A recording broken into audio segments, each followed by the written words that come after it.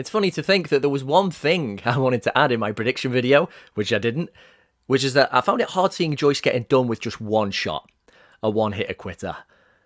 I knew he'd have to take some, but maybe with the right game plan, keeps his distance, takes it into the later rounds, then maybe that stamina can pay dividends. But no, he just got hit with that one shot, and that was more than enough. That was an absolute peach of a right hook by Zhilei Zhang. And in real time, it even seemed to have a little bit of slow motion about it, because there was quite a bit of a time gap between the backhand and then the hook. He just seemed to wait for Joyce to just lean forward that bit more, the hands down.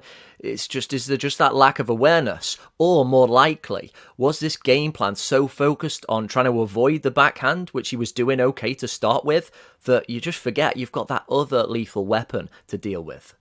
Things were looking okay to start with.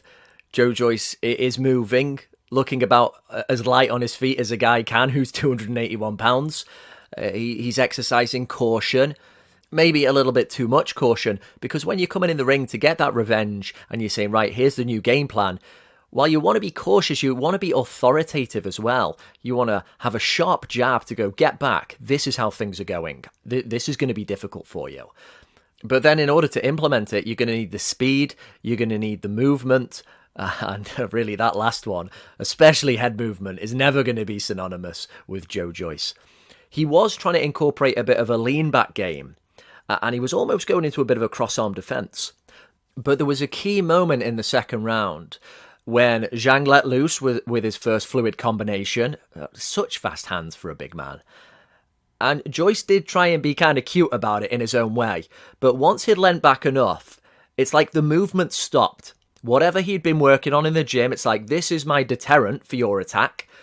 But he was stuck in the same position when the twos and the threes came his way. There was no extra dipping at the waist. There was no clinching, which I spoke about in the prediction, which would have been nice as a means to try and slow Zhang down. So he's stuck in this weird position now, trying to be all Archie Moore about it.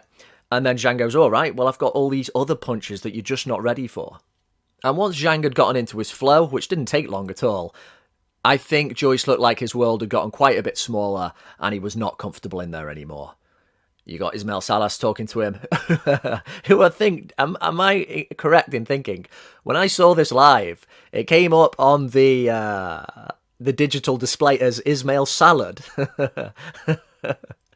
Is that right? That's not his name, is it? It's Ismail Salas. Anyway, yeah, Ismail Salad. He's not going to give Zhang-Joyce any advice in that moment. It's like he can almost sense this is a tough situation. So then, yeah, Joyce comes out again, and it's all kinds of issues. Sure, we can talk about what Joyce could have done. He didn't look great, but you tend to never look great when the other person looks fantastic. That's how it generally works. And for me, I was so impressed with Zhang. In the first fight, when Zhang made a bit of a breakthrough, he was maybe chomping at the bit a bit more to press his advantage because he was the big underdog. In this one, he was just so patient. He seemed to have all the time in the world and got things done before even the third round was complete. He just seemed so comfortable in there. He knew he had Joyce's measure. It was almost like a Joe Louis rematch situation. I've studied you. I know exactly how you move. It's only a matter of time. And people did remark the way Zhang just walked away from that last punch. He knew this is over. So where does Zhang-Joyce go from here? I don't know, he seemed pretty chipper, as always. Whether he wins or loses, he's all like, well, yeah. He gave Zhang all the credit. He says, look, this guy's a very tricky and dangerous southpaw. And he did kind of mention, with, hindsight being a wonderful thing, that maybe it wasn't the best idea fighting him again. But fair play to Joyce for the fact he did. Who is taking risks these days in the heavyweight division? Not many people, so fair play to him. In terms of his prospects, yeah, they never look good just after a bad knockout, but let's not write people off straight away as we love doing, and as Zhang now is probably enjoying too much of a bit of a Terminator vibe about him, he is very good. I think he may still be improving at 40, but let's not forget he does have his own weaknesses. The real problem for Zhang, and of course what is the cancer of boxing, is just general inactivity. When's he going to get his shot? When's he going to try and become China's first ever heavyweight champion? How's that for a headline? Usyk, we have to wait to see how the whole appeal shenanigans is going to go with Dubois. Fury, Even though that's the guy he's called out and wants to fight, man, I would not hold my breath for that. I'm happy to consider Fury right now just not part of boxing. He's got a belt he shouldn't have. Forget about him. The less said, the better. The prospect of Zhang Usyk, that would be a great fight. I would favour Usyk. I think he's got the right style.